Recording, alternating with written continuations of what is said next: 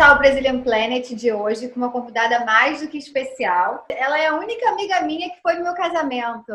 Ela é a Fernanda Malta, que está aqui com a gente hoje.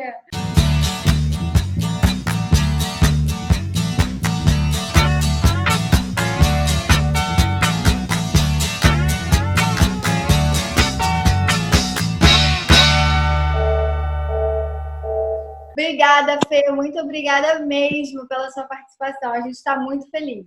Obrigada a você, Nayara. É uma honra estar aqui. Obrigada pelo convite. Eu estou muito feliz de estar aqui dividindo com você. Eu sempre acompanho o seu canal, seja de perto ou de longe, porque quando eu estava aí, né, a gente estava mais pertinho. Ela é incrível, porque ela é muito jovem e já tem uma bagagem profissional incrível, de dar inveja para qualquer pessoa que quer entrar no audiovisual. Então, eu queria que você falasse um pouquinho sobre a sua trajetória no audiovisual.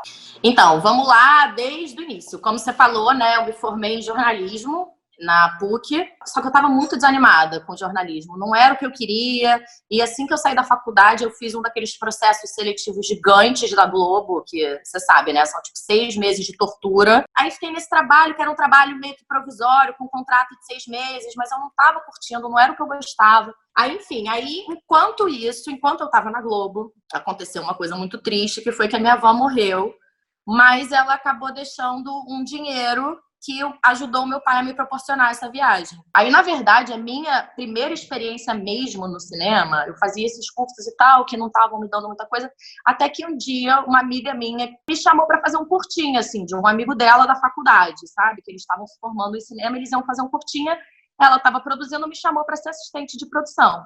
E eu vou te falar que eu tenho muito orgulho de ter começado assim, sabe? Porque foi com essa experiência que eu aprendi como cada função do set é essencial, sabe? Por que precisa ter um assistente para o fotógrafo? Por que a luz é tão importante? Entendi tudo, sabe? E eu tava ali, assim, servindo macarrão, tirando lixo. Eu era a última, né? Eu era a primeira a chegar, a última a sair.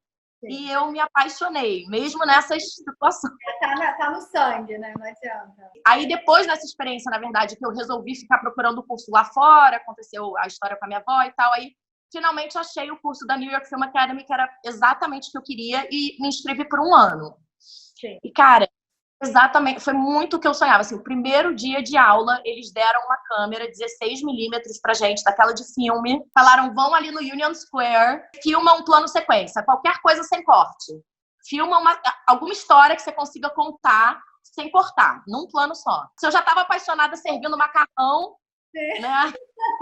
Imagina colocando a mão na massa mesmo, né? Exatamente. Foi de produção ou foi de direção que você escolheu? Eu fiz filmmaking, que era em geral. Eu tinha gostado muito com essa experiência de produção. Eu lembro que eu saí do site e falei, eu nunca mais vou fazer produção. Mordi minha língua milhões de vezes. E aí eu comecei a ir um pouco mais pro lado de assistente de direção, porque realmente essa coisa da produção, ser o primeiro a sair, a primeira a chegar, o último a sair, era muito desgastante. Eu precisava dormir, assim. Coisa que hoje em dia eu não sei mais o que é isso também, mas... E aí começaram a surgir oportunidades pelo curso mesmo? Como é que foi? Não, então, durante o meu primeiro ano lá em Nova York, eu estudava acho que 5, 6 horas por dia. Era, sei lá, de 9 às 2, 9 às 3.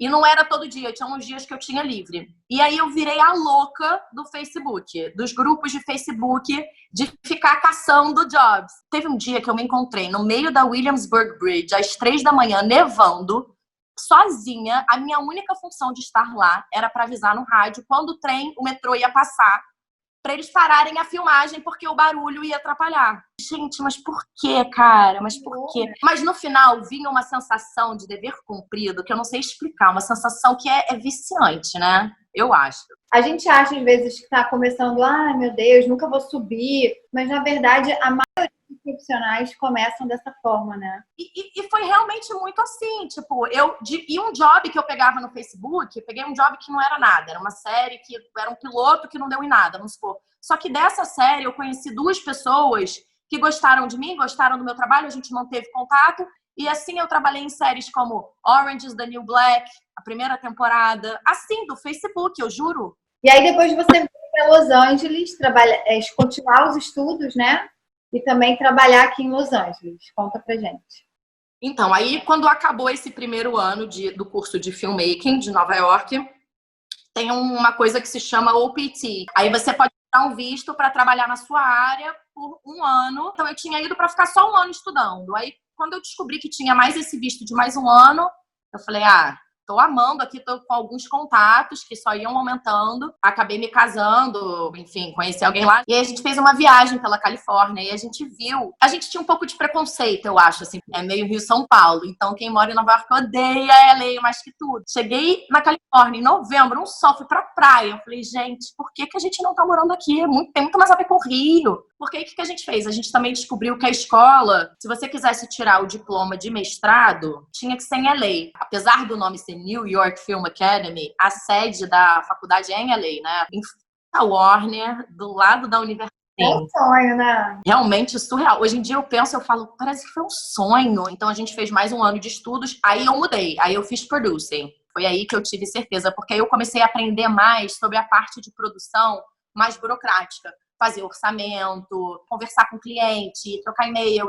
E eu aprendi muito essa parte de como negociar, vender projeto. Então, eu me apaixonei ainda mais. Isso aqui ainda dava. E aí, de novo, gente, uma amiga viu um post, de novo, acho que do Facebook ou de algum site, que precisava de uma produtora que falasse português. E foi no dia do meu aniversário, 24 de janeiro. Ele me respondeu o e-mail, por favor, vem conversar com a gente.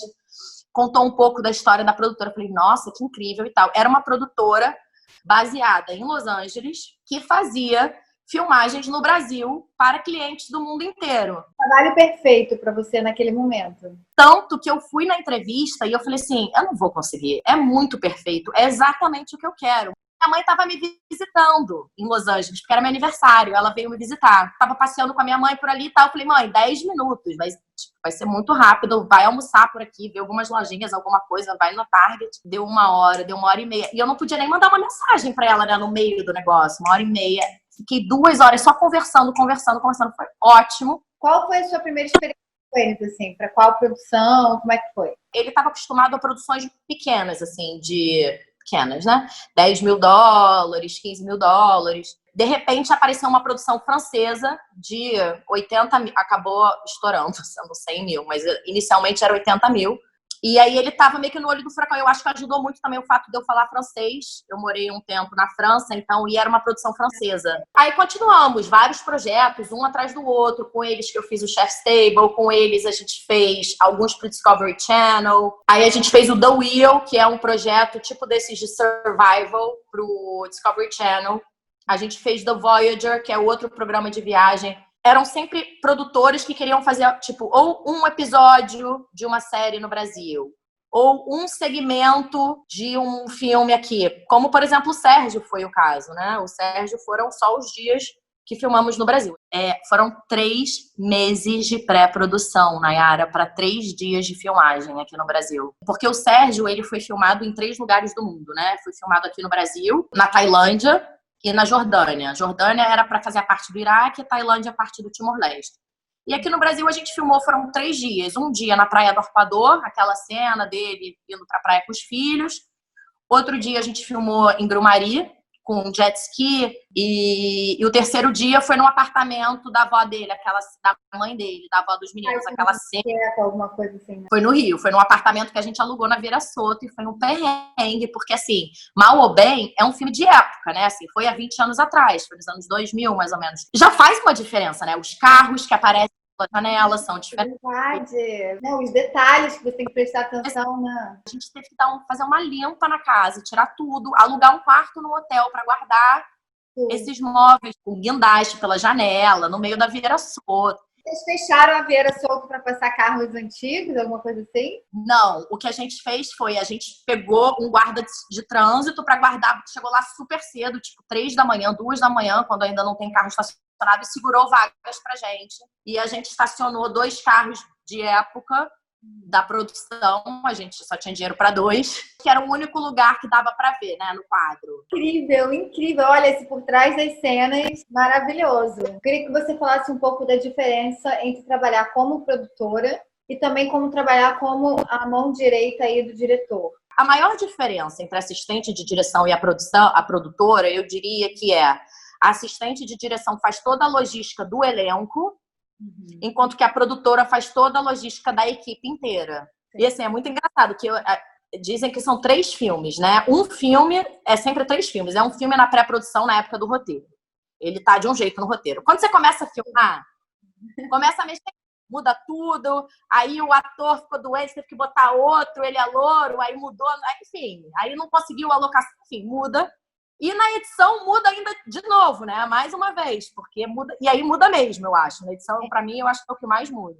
Para você agora, trabalhando, né, em produções como na Netflix, você acha que vai ter cada vez mais oportunidade para o mercado brasileiro estar na Netflix, na Amazon, no Hulu, no HBO? Eu acho que sim, Nayara, porque eu acho que assim, a Globo tá indo para isso, pro Globoplay. Tem várias plataformas se renovando, ainda mais agora com a pandemia, tá todo mundo vendo. O Netflix, acho que nessa pandemia ganhou 16 milhões de novos inscritos. O que você acha para a galera que quer criar, que está em casa? Assim, quem já tinha produzido e estava em pós-produção conseguiu, né, se dar bem nesse momento. Mas quem estava em pré... Sim, eu tava. Apuros, né? Tá em apuros. Sim, eu acho que tá todo mundo se reinventando. Eu mesma tô pensando em fazer um canal, porque vários amigos meus de Nova York estão falando, olha, eu já tô começando a pensar em algum trabalho alternativo, que seja Uber, que seja fazer trilha sonora, que seja edição, alguma coisa que eu possa fazer em casa para eu poder me reinventar, porque eu já tô vendo que durante 1, 2 anos não vai ter nada, porque assim, a gente está acostumado a trabalhar com uma equipe de 100, 120 pessoas. Você consegue imaginar isso agora? 120 pessoas num apartamento? Possível, né? E trabalhar com a Anitta, como é que foi? Conta isso pra gente.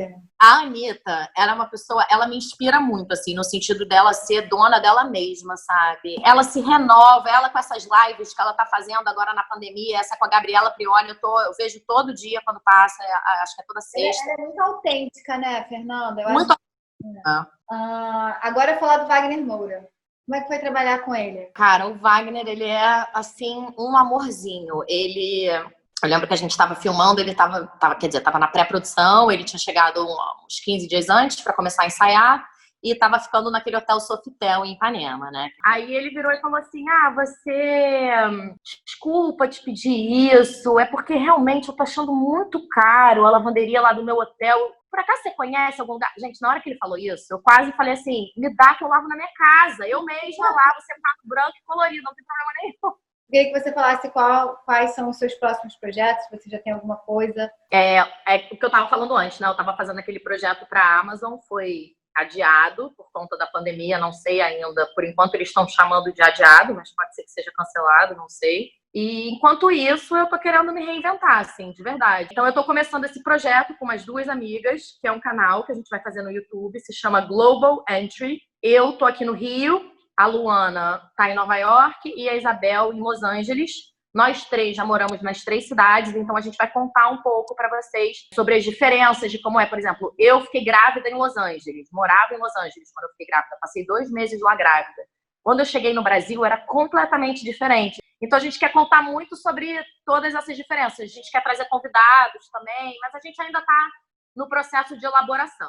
Você, como uma produtora de sucesso, né, para a galera do audiovisual, como nós, o que você pode indicar para essas pessoas como plataforma, como cursos? Olha, eu diria para fazer exatamente o que eu estou fazendo. Pegar o celular, que é a arma que a gente tem para falar com o mundo, cara. A gente pode estar aqui na nossa sala, sozinho, com o celular e falar com milhões de pessoas, sabe? Pega e faz e erra. E eu acho que a pandemia tá ajudando muito a gente a olhar para dentro, porque a gente nem tem muito fora para olhar. Então, assim, faz, sabe? Sem medo. Você teve a oportunidade de trabalhar em projetos incríveis, projetos grandes, e você é muito humilde, você é uma pessoa muito boa, sabe? De alma boa, autêntica também. Por isso que eu acredito que tudo acontece na sua vida. E você que eu tô emocionada, não posso estragar a maquiagem, minha irmã me mata. Muito, e vai ter cada vez mais.